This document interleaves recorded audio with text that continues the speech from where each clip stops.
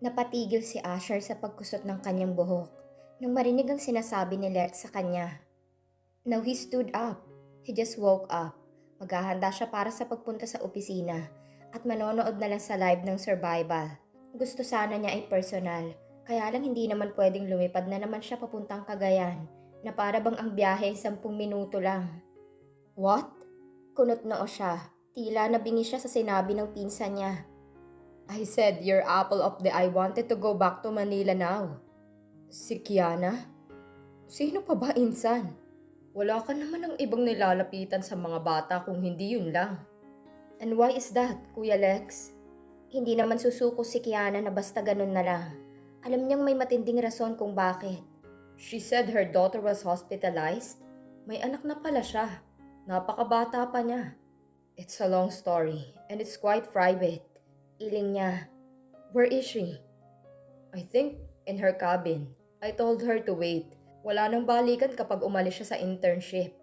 Kulang na ang kanyang requirement para siya ay makagraduate. She has to wait next year to study again and practice. Give her the phone, Kuya. I will talk to her. The other students will suspect that there's something unusual going on, Asher. Nothing's going on, Kuya. I just need to push her to reach the end of this training. She just started. She is my dad's favorite and I see great potential in her. Give her the phone. Let them suspect. In fact, she's really my favorite. Seryosong sagot niya. Natila naiinis siya sa kaisipan na mag-iisip ng hindi magandang ibang mga kasama ni Kiana. Isa pa sa pagkakaalam niya ay maganda naman na samahan ng mga estudyante ni Camilo. Okay, I'll give her the phone. Just a minute. Habang naghihintay si Asher ay dumiretso siya sa kanyang banyo para mag-asikaso. Parang kinakatirin ang puwet niya nang malaman kung anong nangyari kay Elora. Simpleng sipon lang naman ang dumapo sa bata pero bakit parang lumala bigla?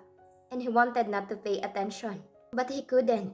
Naumpisahan na niyang pagiging malapit sa bata at wala namang masama roon. Wala naman siyang nakikitang mali sa kanyang pagtulong at pag-aalala. If his father did commit himself deeply, why couldn't he? Lalo pa ngayon na break na sila ni Ava. Wala na siyang maririnig na kung ano-anong masasamang haka-haka at pangbibintang. Kinuha niyang sipilyo at ipinatong ang smartphone sa holder. Nakaharap iyon sa kanya at naghihintay siya na lumabas ang mukha ni Kiana sa screen ng smartphone niya. He started brushing his teeth. May narinig siyang katok pero hindi yun galing sa pinto niya. Galing yun sa speaker ng aparato. Miss Pedrosa, somebody wants to talk to you. It was Lex's voice. A door creak. It's the boss. Nasa video call siya. Po? Audio na lang po. Boses na yun ni Kiana. Come on, open the cam and talk to me. He commanded with a light smile. Maya-maya ay lumitaw ng mukha ni Kiana. Para itong nahihiya. Beautiful. Good morning. He greeted her lively, but she seemed so sad. Morning po. Matamlay nitong sagot at medyo tumungo pa. Kita niyang mga mata nitong namamaga at namumula. What's the problem? Tanong niya rito, at saka niya itinukod ang mga kamay sa laboratory. Hindi ito makatingin sa kanya ng diretsyo. Siguro ay dahil hubad siya. May saluwal naman siya, hindi nga lang kita sa video. Uuwi na po ako. Si Elora po nasa ospital. Gusto ko pong makita ang anak ko. Sir Asher, may sakit po siya at kailangan niya ako. And what if you're not here in the Philippines? How will you do that? Hindi na po ako magte-training. Alam ko po na malaking tulong niyo sa akin pero naiyak ito at sobra siyang naawa. Gusto ko po na samahan ng baby ko. She was crying boldly in front of him. Naaalala niyang rejection na inabot nito kay Aba. Naalala niyang pagiging biktima nito ng gang.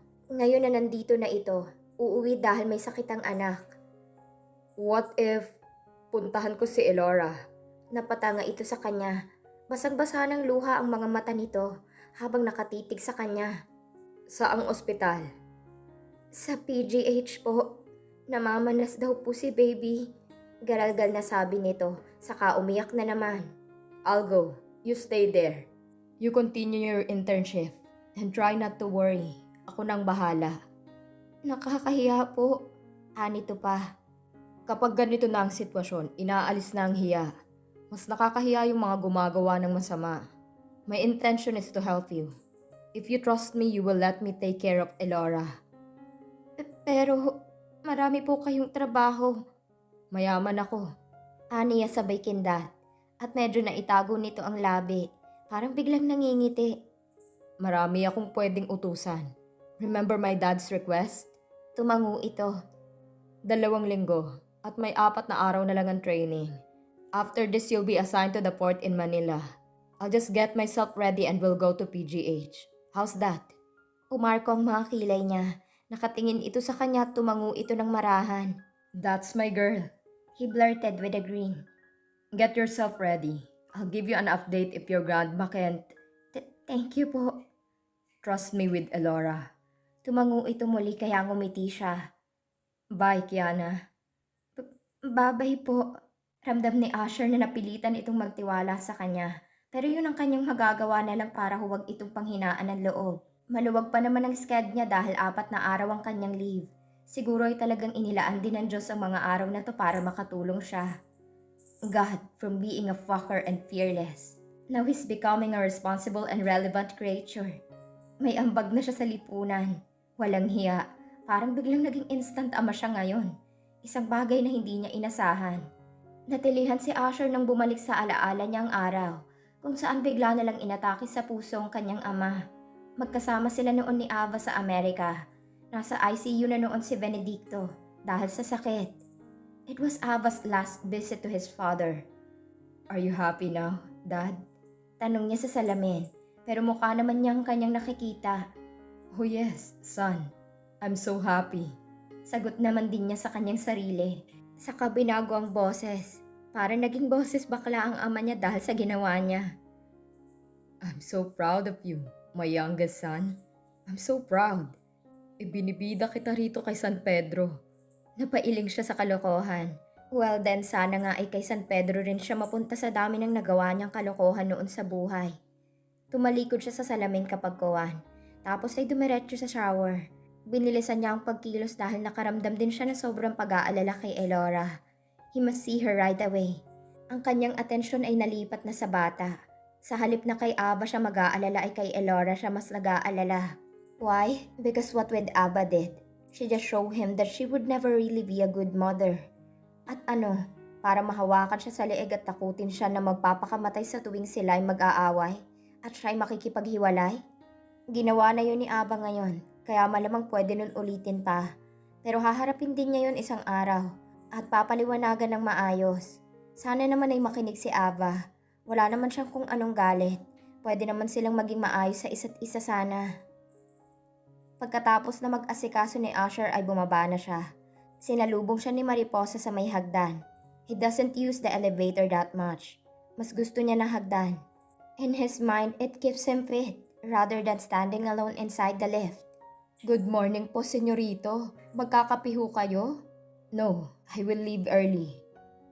I made coffee in the coffee maker, sir. Who will drinking it nowadays? Do you make coffee in the washing machine? Nakangisi niyang biro rito. Agad itong napaisip. Isa si Mariposa sa mga kasambahay ng kanyang ama. Itong kasama niya sa US na nag-alaga sa matanda. Kaya ngayon ito ay English speaking na. Balik ko nga lang. In the coffee maker nga po, sir.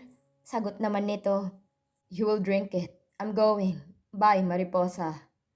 Butterfly. Moth. He chuckled. Nakita niyang kakamot-kamot ang babae. Ang tawag kasi rito ay butterfly, pero ang tawag niya ay moth. Malaking babae kasi ito, kaya hindi ito pwedeng maging paru-paro. Lumabas siya ng tuluyan. Dadaan na lang siya sa Starbucks para bumili ng kape. Pagkapasok niya sa kotse ay tinawagan na niya si Violeta. Nagpa-order siya ng kape at for pick-up na lang. He wanted instant coffee. Since kilala naman ang kumpanya niya na umu-order lagi ng kape, uunahin nun malamang ang kanya. After picking up his coffee and his mens, they went to PGH right away. Gwardyado siya ng kanyang mga tauhan nang pumasok sila. Mang Agosto, tawag niya sa may edad na lalaking nakaupo sa stainless bench. Naghihintay at waring pipikit-pikit. Pogi, bakit narito ka? Titingnan ko po si Elora. San po ang kwarto? Nasa emergency pa at ayaw magpaswero. Paano ay mali ang turok at di raw makuha ang ugat ng bata? Ayun, ayaw ng paturok ulit. Umiling ito at bumuntong hininga. Umalis na lang ako't nakakaawa. Tinatawag ang mama niya. Hindi ko kaya. Pupuntahan ko lang po. Sige, baka sakaling mahikayat mo. Doon siya dumiretso sa ER. Palinga-linga sa may pinto. At sa pagpasok niya, hinanap niya yun sa mga naroon na higaan. Hanggang sa makita niya ang bata, nakahiga sa isa sa mga hospital bed. He slowly walked. Sige, kapag di ka nagpaturok nito, mamamatay ka. Anang lalaking nurse na halos pabulong kay Elora, kaya uminit ang ulo niya dahil nakita niyang mukha ni Elora na lalong nagpigil ng iyak. Gusto mong mamatay na? Wala kasi roon si Lola Belen at si Elora lang mag-isa. Kaya pala parang pansin niya na magaang binti ng bata kahapon, pero inisip niya na wala namang problema. Kung ikaw ang una kong patayin at ituturo ko ang swero sa baga mo? Busit na tanong niya, gulat naman na napalingon ng lalaki. Hindi siguro nun akalain na susulpot siya. Tito Jesus! Umiiyak na sabi ng bata, kahit halos pikit ang mga mata. Nakamulat naman. Parang kinurot ang puso niya at hindi niya mawari kung bakit siya nasaktan sa pagbanggit nito ng pangalan niya. Leave, or I'll kick your ass. He snapped. I want another nurse to assist us, not an asshole like you. Singhal pa niya sa lalaki na hindi naman nakaimik. Nakita niya si Belen na nakatanga sa may dibisyon. Hawak ang isang papel. Nasa dulong gawin na kasi ang bata kaya malamang natatakot-takot ng buwisit na nurse na hindi siguro nakapasa. You will ruin the reputation of this hospital. Ang lakas ng boses na sabi niya. Kinarga niya si Elora na agad naman yumakap sa kanya. Anong nangyari? Tanong ni Belen sa kanya. Tumawag ho kayo ng ibang nurse dahil ang lalaki niya ay tinatakot ang bata na mamamatay kapag hindi nagpaswero. Aba, ang walang hiyang ito. Galit na sabi naman ni Belen. Ay kung ikaw ang turukan ko sa mata para mamatay ka na. Agad na lumapit ang ibang nurse at may doktor na pumasok. I don't want that man to touch this girl. Kahit sa pag-room visit. Parang hindi yan nag-aral ng ethics. Hindi pa rin ba nasweseruhan ng bata? Tanong ng doktor. The result is already here.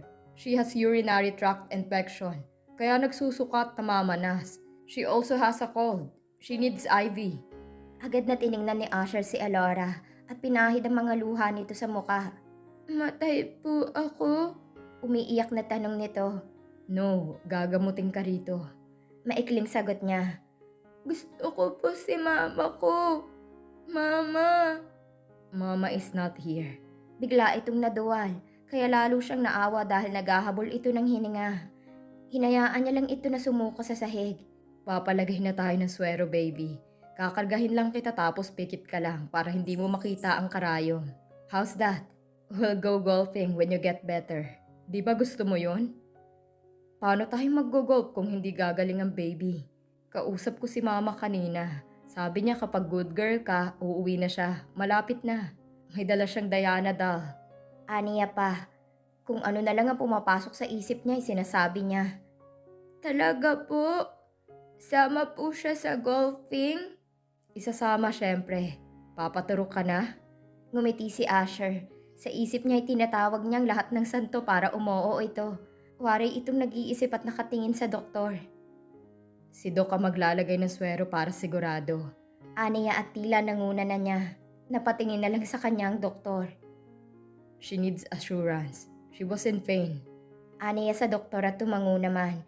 Kapag kuwan ay tumango na rin si Elora. Good girl. Aniya kaagad. Naupo siya sa stretcher at kinalong lang ang bata. Don't move even if it's painful. Para hindi mamali, ha? Aniya na tinanguan naman nito kaagad. Nang tingnan niya si Belen ay parang takot na rin ang matanda at maluha-luha pa. Nang umpisahan ng doktor ang pagkakabit ng daanan ng swero ay umiyak ng malakas si Elora. Pero hawak niya lang ito sa braso at hinahalikan niya sa may ulo. When the doctor pulled out the needle, Asher felt relieved. Si Belen ay napangiti rin. It's done. Gagaling ka na, baby. Aniya kay Elora pero nanatili lang itong nakayakap sa kanya. Bagay na ikinasasaya naman niya ng sobra. Kiana will never have to worry now. Sabihin mo po kay mama, good girl ako. I will. Nakangiti niyang sagot kay Elora nang saglit siya nitong tiningnan sa muka. Pero pagkatapos ay isinigsik ulit nito ang muka sa may leeg niya. Pakiramdam niya sa mga sandaling yun ay isa na siyang ganap na ama. Nakangiting lumapit si Belen sa binatang nakaupo sa may kama ni Elora. Nakakuha siya ng pribadong kwarto, preferably the most expensive one, 6,000 pesos per day. But it was okay. Mas mainam na solo si Elora sa kwarto. He also got a pedia for her. Pedia naman ng doktor na nagswero dito kanina, kaya iyon na rin ang kinuha niya. Sure. Anito sa kanya, kaya mula sa pagkakatitig niya sa smartphone ay napatingin siya sa matanda. Parang napakalaki naman ang kwarto na to para kay Apo. Parang nahihiya na sabi nito. Saka napakamahal. Wala po kayong intindihin sa bayad. Ako na pong bahala. Hindi po utang, bigay ko lang po. Yun nga ang mas nakakahiya. Napapasaya po ako ni Elora. Hayaan niyo po ako na tumulong. Isa pa ho, gusto kong tumigil si Kiana sa pag-iisip na umuwi. Umuwi? Gulat na tanong nito at parang di makapaniwala sa sinabi niya. Opo, kanina'y nakausap ko po ang pinsan ko.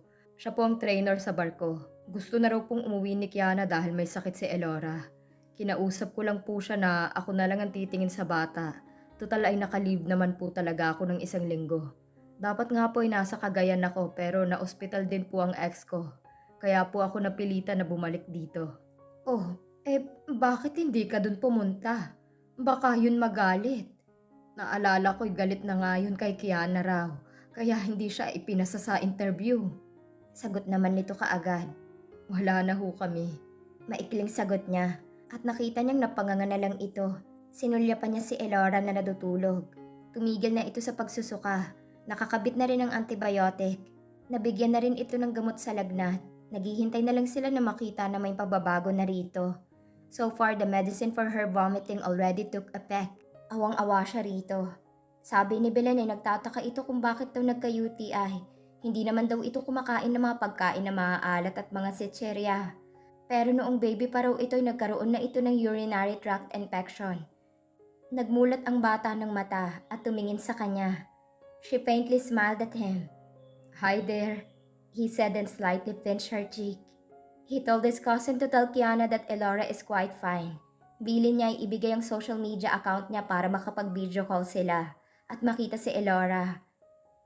Gusto ko po donut, Lola. Mahinang sabi ng bata. Namamalat ang boses. Sumisinghot ito. Ay oo naman. Sandali at hahanapin ni Lola si Lolo Agosto para pabilhin ng donut. Baka po Lola pwedeng ibili nyo na rin si Elora ng lahat ng kailangan nyo rito. Para po hindi na kayo lalabas pa mamaya. Suhestyon naman niya. Hindi pa man lang nakakasagot si Belen ay may kumatok sa pintuan, kaya sabay sila na napatingin doon ng matanda. Elora also looked at the door. Sumilip doon ang ulo ng isang babaeng maganda. Leia! Bulalas ng matanda. Ninang! The child also greeted with a smile. Lola Belen, kamusta po? Titingnan ko po ang inaanak kong nahuli ng sakit. Ani yon, pero sa kanya nakatingin. No, nakatitig. He was also doing the same. Kinikilates niya ito. Nandito, pasok ka. Wala ka bang pasok ngayon sa review? Sa Lunes pa po. Pumasok yun at ngumiti sa kanya. Medyo alanganin. Mukhang napansin naman ni Belen ang pagtataka ng babae. Siya nga pala si Sir Asher. Boss siya ni Kiana. Asher, siya si Leia, ang best friend ni Kiana mula pa sa probinsya. Pleased to meet you, Leia. He said and offered his hand. Ako rin po, sir. Kaloka naman ang best friend ko. Boss ang nagbabantay sa chikiting. Ako nga ay sobra rin na nahihiya. Kaya lang ayoko naman natanggihan at mas lalong nakakahiya. Sagot naman ni Belen. Paano mo nalaman na nandito kami? Nabasa ko po ang chat ni Det na nasa PGH daw ang inaanak ko. Na paano po? May UTI raw. Pwede ko po siyang bantayan dito. Wala po akong pasok. Sige, salamat Leia. Ako'y bibili raw ng donut tapos kukuha na rin siguro ako ng mga gamit sa bahay. Baka raw mga 4 na araw makonfine si Elora. Agad niyang kinuhang pitaka at kinuhang pera niya. Lola, eto na pong ibili niyo ng mga kailangan dito. He offered. Naku, may pera pa naman ako, Asher. Salamat, iniwanan naman kami ni Kiana ng pera kahit papaano. I insist po. Giit niya sa maayos na paraan. Ito na po at lahat ng gusto niya ibilhin niyo na. Gusto ko po ng apple, big apple, strawberry at saka po banana. Nakatanga si Belen sa apo. Mauubos mo ba yun? Natatawa nitong tanong. Siya naman ay napangiti lang. Elora looks so cute when she talks, lalo na kapag medyo bulol ang salita. Kunin niyo na po ito. Pilit ni Asher sa perang iniaabot niya. Nakatingin naman ang dalawa. Tinanguan ito ni Leia, kaya wala rin naman nagawa si Belen kung hindi kunin ang pera. Salamat. Aalis na ako ha. Bahala muna kayo rito. Asher. Hindi pa ho ako aalis. Mamayang hapon pa po ako uuwi. Sige. Sige po la. Sagot naman ni Leia. Na lumabas ang matanda matapos na halikan sa noo si Elora, ay inayos naman ni Leia ang gamit nito. Lumapit ito sa bata at tiningnan ng swero. Kakatuwa naman po at ang bait ng boss ng kaibigan ko. Parang nakita ko na po ang mukha niyo pero hindi ko matandaan. Perhaps on TV. Baka nga po. O sa magazine po siguro. Mabuti na lang po mabait kayo. Hindi tulad ng ibang boss na walang pakialam sa tao nila. Saka nakakaawa naman po talagang mag-ina na to. Hindi siya umimik. May kadaldalan ng babae pero natutuwa siya kahit paano. Are you still studying? He asked. Mag-e-exam po sa nursing. Nagre-review pa po ako. I see. Mas nauna kang makatapos kesa kay Kiana. Opo eh. Tumigil po kasi siya ng mga na kay Elora. Inayawan po siya ng unang sponsor sana niya. Nakikinig lang siya rito.